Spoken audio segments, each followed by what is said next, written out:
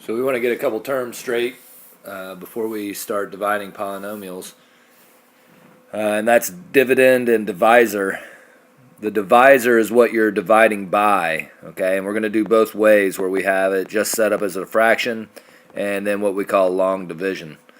So what you're dividing by is in the bottom or on the outside, and that's called the divisor. And what you're dividing into is either in the numerator or inside the division sign here. So the first thing we'll talk about is dividing a polynomial by a monomial. Remember, that's one term. And to do that, you're going to divide every term in the polynomial by that monomial. And we can do that because this is true about division and fractions, right? If you have more terms added or subtracted, more than one up in the numerator, and you're dividing it by a single term in the denominator, you can split them up in this way. Now you have to remember your exponent rules because, again, polynomials are going to have variables and exponents involved. So remember, when you are dividing like bases, you are subtracting the exponents. So for our example, we're going to use this polynomial as our dividend and this monomial as our divisor. I'm going to write it in a fraction form.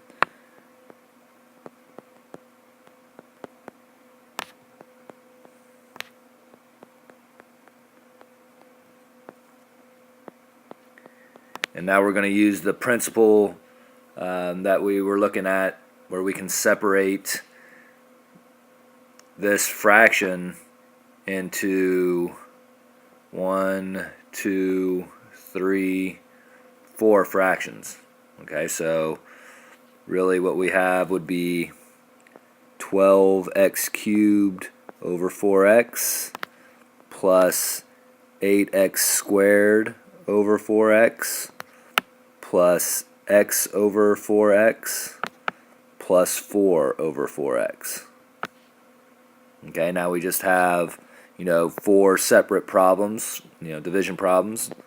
And remember, dividing the coefficients, and when dividing like bases, subtract the exponents.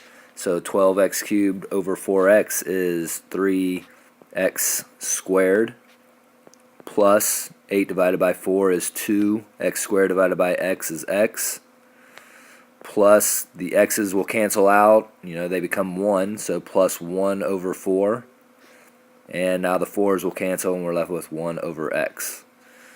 So this monomial did not go into the polynomial evenly because we had these fractions left over. Alright, here's our next example. And again, I'm going to write this as a fraction. And we're just going to put the dividend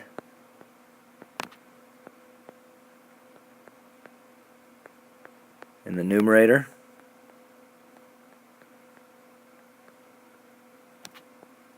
Over our divisor. Okay, and you definitely can separate these, like like we looked at in the last example.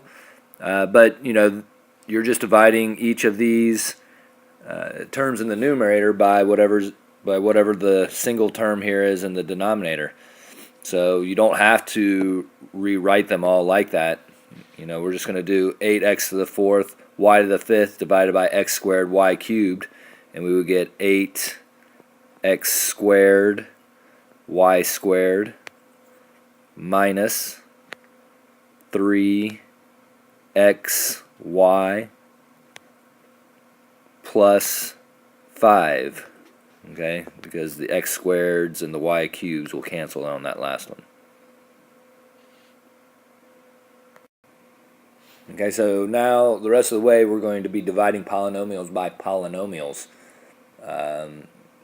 Sometimes you could actually factor and cancel, but we're going to talk about the long division method. And so you got to remember all the way back, to 3rd grade or whenever the first time you did division, and it's the same idea. Okay, we're still going to think about what multiplies into so many terms, and then we're going to multiply it out, then we're going to subtract, and then we're going to bring down the next term, and then we're going to reset the process again. Okay, so these are some general ideas to keep in mind. Makes your life a lot easier. Always arrange both the polynomials in descending order. Okay, and then in the dividend, if there's a missing term on the way down, like if you go from x squared all the way to no x, or if you go from x to the fifth down to x cubed, that's what this missing terms mean. Either write them with a zero coefficient, which I think is probably the best, or leave space for them. I would suggest doing the zero coefficient, at least until you know what you're doing. And then you keep going until the remainder, and maybe you forget about what the remainder is, but until that degree is less than the degree of your divisor. Okay? Because we may have a remainder in our answer, and we'll have to figure out what to do with it from there. So for this first example, we actually have a polynomial and another polynomial, and this will go in evenly. And so kind of what that means is you could simplify this by factoring and canceling out similar factors, but that's more of doing a simplification of a rational expression. And since we're doing long division on this section, I'm just going to show you how you would do this as a long division problem. This is your divisor, and so that's going to go on the outside. And then our dividend is going to go in the interior of our division sign here. Okay? And you only want to do one term at a time. Don't worry about trying to make all of this divide directly into all three of these. That's not what you're trying to do here. You're only looking at the first terms. Okay? And then you're just letting everything else happen as it's going to happen. So you're just looking at this x and thinking about how many times x will go into 2x squared. Okay? And the way I like to think about that is what times x gives us 2x squared. Okay? So that's going to be a 2 and an x. Right? Because 2x times x is 2x squared. So just like when you were doing division in third grade, right? Now that we figured out this number, you're going to multiply through. Okay, now you have to multiply both of these terms. So we're going to do 2x times x and get 2x squared. Then we're going to do 2x times negative 5 to get minus 10x. Okay, and so like I've been saying, everything is exactly the same as division always was. And so you have to be very careful on this step, because what we're actually going to do now is subtract. And so it's easy to mess up your signs. But 2x squared minus 2x squared is 0x squared, right? It's just gone. Okay, but this is where you really got to pay attention. Negative 7x minus a negative 10x is actually 3x. The next step is to bring the next term down. So we have this negative 15, and watch your signs. They both have to come down. All right, so we're going to drop down the negative 15. Okay, now we're resetting the whole situation again. We're back up here. Okay, and I can't stress enough, don't worry about everything. All you're worried about is the first term in both of these. So what multiplies by, with x to give us 3x? Well, that's going to be a positive 3. Okay, and now we're going to multiply, and we're going to multiply this positive 3 by both of these terms. So we're going to get 3x minus 15. And again, we're subtracting here. 3x minus 3x is 0. Negative 15 minus a negative 15 is also 0. Okay, so this is actually our answer here.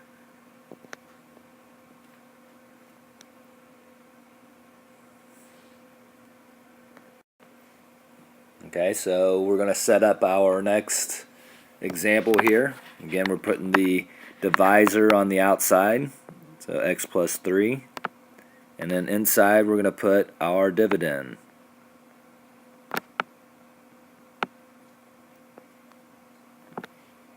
Okay, and just one thing at a time. We're just worried about what times x gives us x squared. That's the only thing we're thinking about right now, and that's going to be an x. Now we're going to multiply. Multiply one term by both of these terms.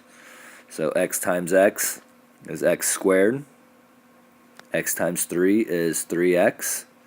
And again, be careful on this step because you have to remember that we are subtracting. Okay, so we're left with 2x. If this would, if you subtracted these and you actually got something, then you picked the wrong term up here. Okay, so this should always cancel. This first term always should cancel. Alright, the next thing to do is to bring down the positive 8. And now we restart. What times x gives us 2x? Well, that's going to be a positive 2. And so now when we multiply, we get 2x plus 6. Remember that we're subtracting. 2x minus 2x is gone. 8 minus 6 is 2. Okay, now we have this situation, like if you remember the 3 little hints or steps that you had to watch out for when you're doing this, our degree of what we have remaining here, our remainder, is less than our divisor's degree. And so we're done. Okay, but this is our remainder and it needs to show up in our answer somehow. Okay, so what you do is our final answer is going to be x plus 2 plus whatever we have as our remainder, 2 in this case, over our divisor. And so that's what our final answer is going to look like on this one. Alright, this problem has just about everything you need to be aware of all wrapped up into this single problem. Always take a second before you start dividing polynomials to check to make sure everything is set up the way you want it. Okay, and the first thing to notice is that our dividend is not in descending order. Okay, and that can be a problem if you just start setting this up as is. You're going to get halfway through the problem and kind of run into a roadblock there. So when we rewrite this, I'm going to write this in descending order. The other thing to look out for is if a term is skipped. Okay, and what skipped means is if you notice in our dividend, our dividend here, right? We go from a cube to a squared, but then there's no a to the first. So the a to the first term has been skipped. And since that's happening in the dividend, we want to give it a little placeholder value. Okay, you can leave it blank, but I like to put in 0a. Now, we don't really care that that same situation is happening to our divisor. We're not going to put any placeholders in there. It's just the dividend that you're really worried about. So I'm going to rewrite this as a squared minus 1, and that's going into a cubed plus 9a squared plus 0a minus 5. Okay, and that'll just keep everything straight for us. And so now nothing is different than any of the previous examples. We're thinking what times a squared gives us a cubed, and that's going to be a. And now we're going to multiply this term by everything that's out here, okay, and get a cubed minus a. Now I'm going to write my minus a over here because we're still, all rules are still the same. We still have to combine like terms. And so there's no need to line it up underneath the 9a squared. That wouldn't do us any good. Okay? But pay attention to what you're doing now that we're subtracting. A cubed minus a cubed is gone. 9a squared minus nothing is 9a squared. And we get a plus a here. So again, be careful of signs. 0 minus a negative makes it plus 1a. Now we're going to bring down the negative 5 and start over again. So what times a squared gives us 9a squared? Well, that's plus 9. Okay, now we're going to multiply and get 9a squared minus 9. And we're going to subtract here. The 9a squareds are gone. We're left with a plus 4. Again, watch your sign. And now we're at a stopping point. This is going to end up being our remainder because the degree of this is less than the degree of this. So again, what you do is you just take that and add it to the end. Make sure you include the divisor. And so our final answer is going to be, that's right there, a plus 9 plus a plus 4 over a squared minus 1.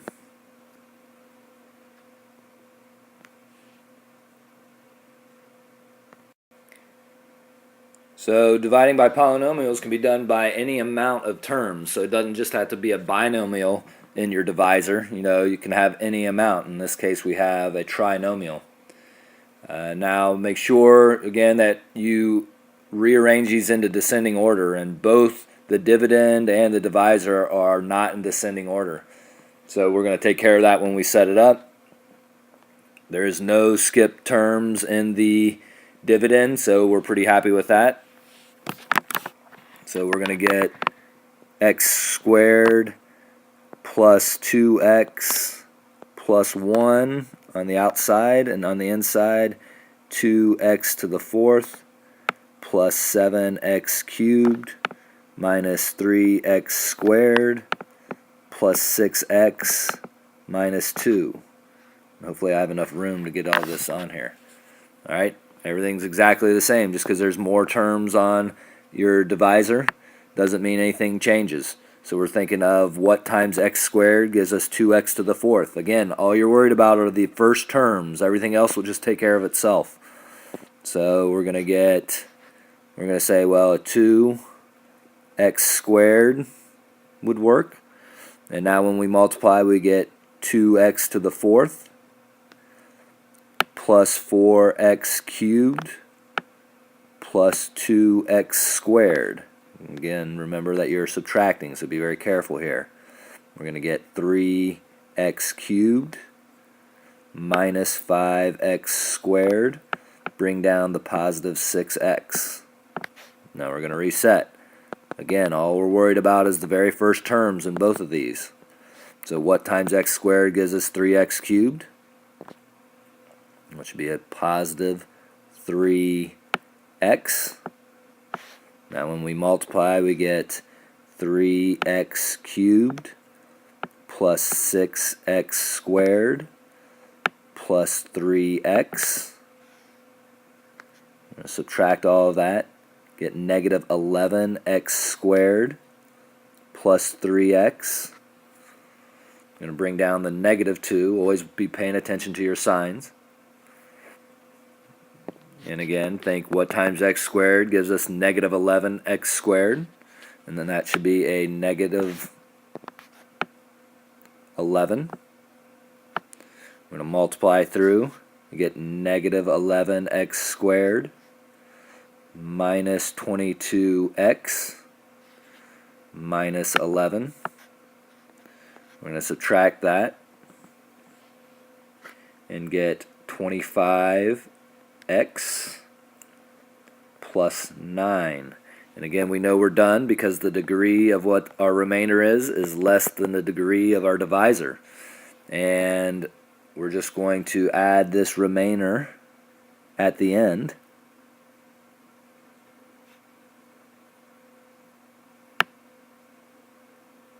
And just make sure you include